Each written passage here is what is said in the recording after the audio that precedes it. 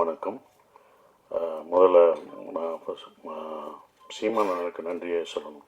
எங்களை வாழ்த்த படம் எவ்வளோ வேலை மத்தியிலும் எங்களுக்காக தம்பிகளுக்காக உங்களுக்கு நன்றியை தெரிவிச்சுக்கிறேன்.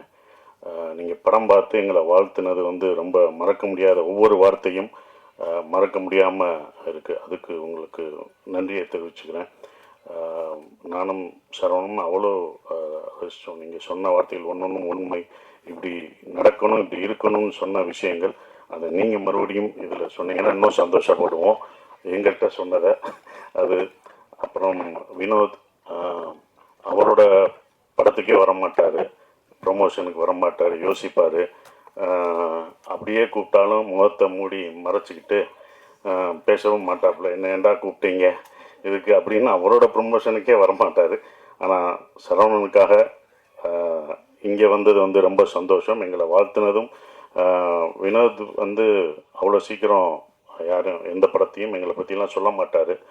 இப்போ ஆச்சரியமாக இருக்குது, சொன்னது ரொம்ப சந்தோஷமாகவும் இருக்குது. ஸோ அப்படி ஒரு படத்தில் நான் பண்ணியிருக்கோம் அப்படின்ற ஒரு விஷயம் சந்தோஷமாக இருக்குது. சந்தோஷ் எல்லாருக்கும் என்னுடைய நன்றியை தெரிவிச்சுக்கிறேன். வந்த அனைவருக்கும். இவங்கெல்லாம் சரவணோட நண்பர்கள், அவங்க எல்லாருக்கும் நன்றியை தெரிவிச்சுக்கிறேன். எங்கள் டீம் சார்பாக தெரிவிச்சுக்கிறேன். சவுந்தரகனி சகோ வர முடியாத சூழலாக இருந்தது, அது எனக்கு தெரியும். அது வந்ததுக்கும் நன்றி. பாலாஜி சக்திவேல் சார், ஹீரோயின் எல்லாருக்குமே என்னுடைய நன்றியை தெரிவிச்சுக்கிட்டு ஒரே ஒரு விஷயந்தான் சொல்லணும். நான் அடிக்கடி சரவணன் பக்கமெல்லாம் எனக்கு ஒரு வசனம் என் படத்துலேருந்து ஞாபகம் வரும்.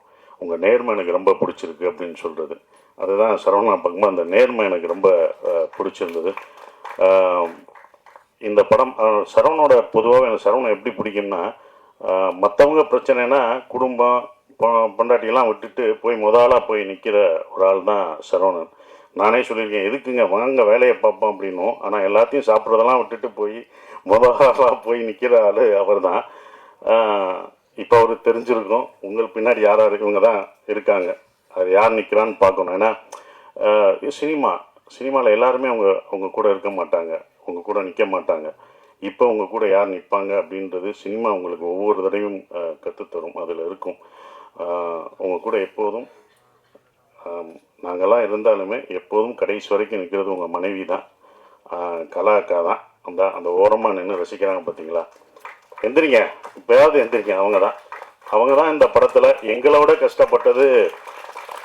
நான்லாம் கிடையாது, அந்த அடியெல்லாம் ஒன்றுமே இல்லை. நான் வருத்தப்பட்டேன்னு பாத்திரம் கழுவிட்டு இருப்பாங்க அவங்க டீச்சரு. அந்த வேலையெல்லாம் லீவை விட்டுட்டு மன்னிச்சுக்கோங்க, அவங்க கணவருக்காக வந்தாங்க. எல்லாத்தையும் விட்டுட்டு அவங்க பாத்திரம் கழுவுறதை பார்க்கும்போது எனக்கு ரொம்ப இந்த வழியெல்லாம் ஒன்றுமே தெரியாது. ஏன்னா அவங்க பசங்க அவங்க அதெல்லாம் பார்த்தோம்னா நம்ம கண்ணீர் வரும். நான் வாங்கின அடியெல்லாம் ஒன்றும் கிடையாது. அந்த அடியெல்லாம் எனக்கு பின்னால் விருதாக கூட மாறும். ஆனால் அவங்களுக்கு அது என்ன ஆகும்? அவர் ஜெயிக்கணுன்ற ஒரு விஷயந்தான். கண்டிப்பாக இந்த படம் சரவணனுக்கு பெருசாக நிற்கும். அதுக்கு தான் எல்லாம் நிற்கிறோம். நான் வழி அனுப்ப போன மாதிரி தான் இந்த படத்தில் 4 நாள் நடிக்கிறதுக்கு தான் இந்த படத்துக்கே போனேன். கனியனை நடிக்கிற கேரக்டர் தான் என்னோட கேரக்டர். வழி அனுப்ப ட்ரெயினில் ஏற்றி விட்டுரு, வாங்க நீங்களே ஏறுங்க அந்த மாதிரி. நான் வழி அனுப்ப வந்தாரா, என்னப்பா ஏற்றிட்டீங்க? அப்படி தான் அந்த படம் இருந்தது. அது வேற ஒரு நடிகர் நடிக்க இருந்தது. நான் தயாரிக்கணும்னு நினச்ச படம். என்னால் இப்போ வரைக்கும் தயாரிக்க முடியலை அப்படின்ற ஒரு விஷயம். பட் அவர் தயாரிக்கிறது எனக்கு சந்தோஷமாக இருக்குது. அங்கே போனோடனே தான் நானே சொன்னேன், சரி நம்மளே ஒரு இழுத்து விட்டோமோ, தயாரிப்பு நம்மளும் இழுத்து விட்டோமோ அப்படின்னு ஒரு மனசு குற்ற உணர்ச்சி இருந்தது. அப்போ சொன்னேன், சரி நானே பண்ணுறீங்க அப்படின்னு. அவரும் கொஞ்சம் இறங்க பார்த்தாரு. உங்களை நான் வேற மாதிரி பார்க்குறீங்க, வைரவன் கேரக்டரில் நான் அப்படி நிற்க வச்சுருக்கேன், நானே இப்படி உங்களை இறக்கி இந்த சென்ஸ் இவ்வளோ கஷ்டமான ஒரு இடத்த கொடுக்குறது, அவ்வளவுதான் உங்களை நீட்டாக அப்படி நின்னீங்க, பார்த்தீங்க, அப்படி இது பண்ணி அப்படி பார்த்ததை நீங்கள் இதில் ரொம்ப கஷ்டப்படணும், இந்த கேரக்டராக மாறணும், நீங்கள் எப்படி மாறுவீங்க அப்படின்னு சொன்னார். பண்ணுவாங்க, வாங்க ட்ரை பண்ணோம் அப்படின்னு. ஆனால் அந்த கதை எனக்கு உள்வாங்கியிருந்தேன். ஸோ ஒரு கதை பண்ணுவோன்னு உள்ளே போய் முதல் நாள் ஷூட்டிங் போய் எல்லாமே முதல் நாள் ஷூட் பண்ணும்போது எல்லாம் வரணும். நான் எல்லாருக்கும் வணக்கம் வைக்கணும். ஆனால் அந்த நடிக்கிற எல்லாருமே எனக்கு வணக்கம் வச்சாங்க. வணக்கம்ட்டாங்க, கட்டுன்ட்டாரு. நான் அப்புறம் அவங்ககிட்ட கெஞ்சி, நீங்கள் வணக்கம் வைக்காதீங்க, நான் தான் அந்த இடத்துல வணக்கம் வைக்கணும்னு. அவங்க என்ன ஒரு நடிகராகவே பார்த்தாங்க. அப்புறம் அந்த போட்டு காமிச்சு சரியாக வரலன்னொடனே 2 நாள் கழிச்சு தான் அந்த இதுக்குள்ளே போய் கரெக்டாக நான் உள்ளே போய் அதை இவ்வளோ தூரம் நடிக்க வந்திருக்கேன். அவர் சொன்னார், நான் ரொம்ப கஷ்டப்பட்டேன் அப்படின்ற ஒரு விஷயம், ரொம்ப கஷ்டப்பட்டேன்னாரு. இஷ்டப்பட்டு தான் கஷ்டப்பட்டேன். நட்புக்காக நாங்கள் உயிரே தருவோம். அடி வாங்க மாட்டோமா என்ன? பல அடி வாங்க மாட்டோம். ஆனால் அந்த மாதிரி வாங்குறது தான் அது எனக்கு இப்போ எனக்கு அது நல்ல விஷயமா அமைஞ்சிருச்சு. படம் பார்த்துட்டு நீங்கள் சொல்லுவீங்க, இதை நீங்கள் மிஸ் பண்ணாதது நல்லது அப்படின்னு சொல்லுவீங்க. ஏன்னா நீங்கள் தான் படம் பார்த்து சொல்லணும். ஏன்னா எங்கள் படத்தை நாங்களே சொல்ல முடியாது, இப்படி இருக்குது அப்படின்னு சொல்ல முடியாது, பாராட்டிக்க முடியாது. நீங்கள் படம் பார்த்து சொல்லுவீங்க. கண்டிப்பாக நான் அதை மிஸ் பண்ணலை அப்படின்ற ஒரு விஷயம். கனியனை சொன்ன மாதிரி அந்த படமே யார் யார் இதுக்கு வேணும் அப்படின்றத எடுத்துக்கிறோம். அப்படி தான் இதை எடுத்துக்கிட்டதா நான் இப்போ நினைக்கிறேன். இவங்கெல்லாம் படம் பார்த்துட்டு சொல்லும் போதும் அதை இருக்கிறேன்.